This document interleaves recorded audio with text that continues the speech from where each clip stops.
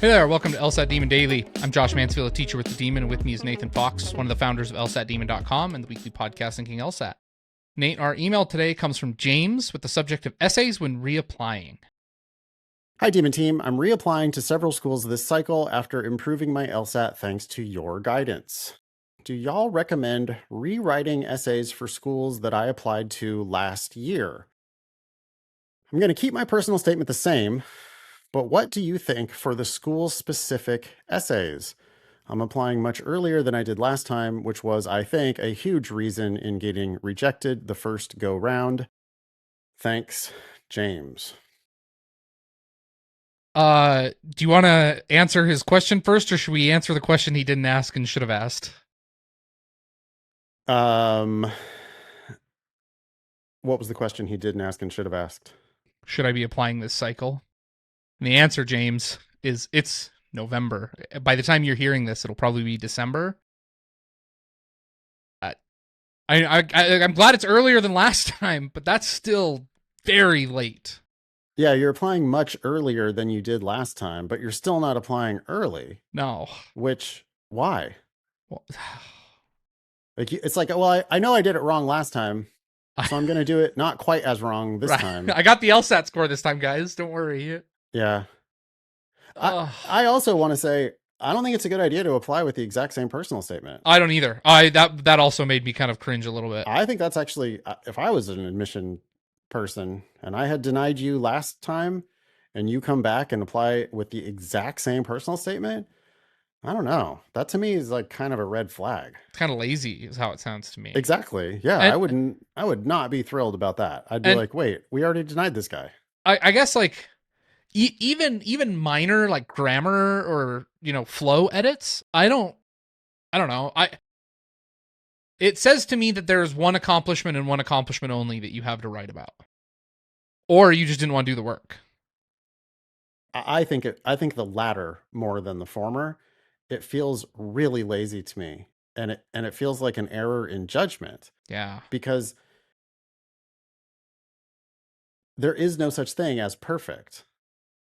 And like, if you can read it, if you go back and reread it and you're like, no changes necessary. What? What are you talking about? Every document should be, if it's not the I mean, hey, you publish a book or whatever. Okay, fine. Maybe it's out there in the world and there's nothing you can do about it.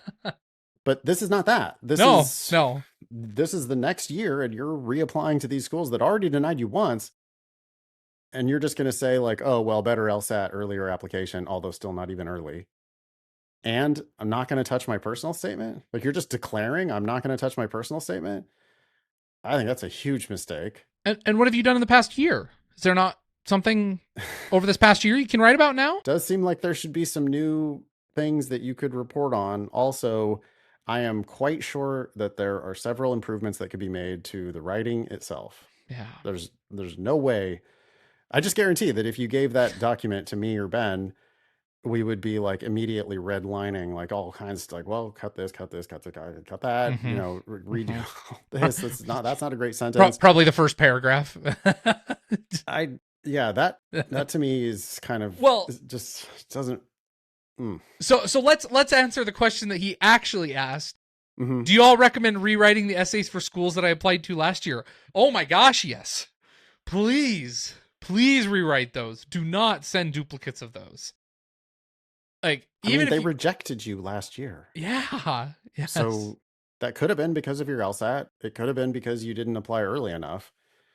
It could have been both of those things, but it could also be that they just didn't really like what you wrote or how you wrote it. Yeah.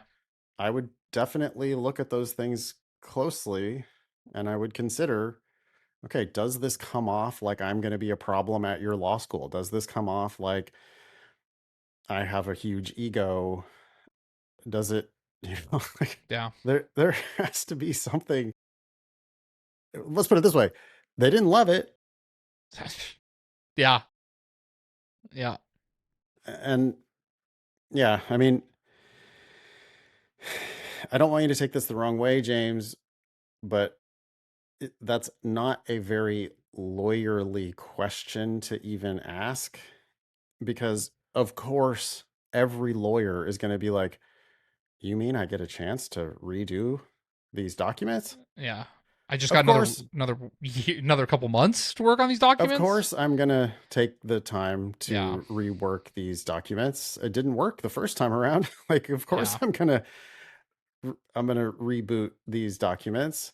And if you're not willing to do that, then I'm sorry, but I just have to be kind of skeptical, James. I don't know. Like, I'm worried that you don't know what kind of world you're getting yourself into.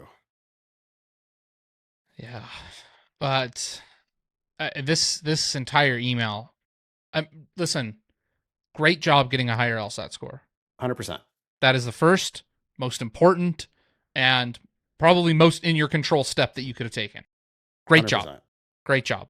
The rest of this email just screams disappointing cycle to me if you go through with it.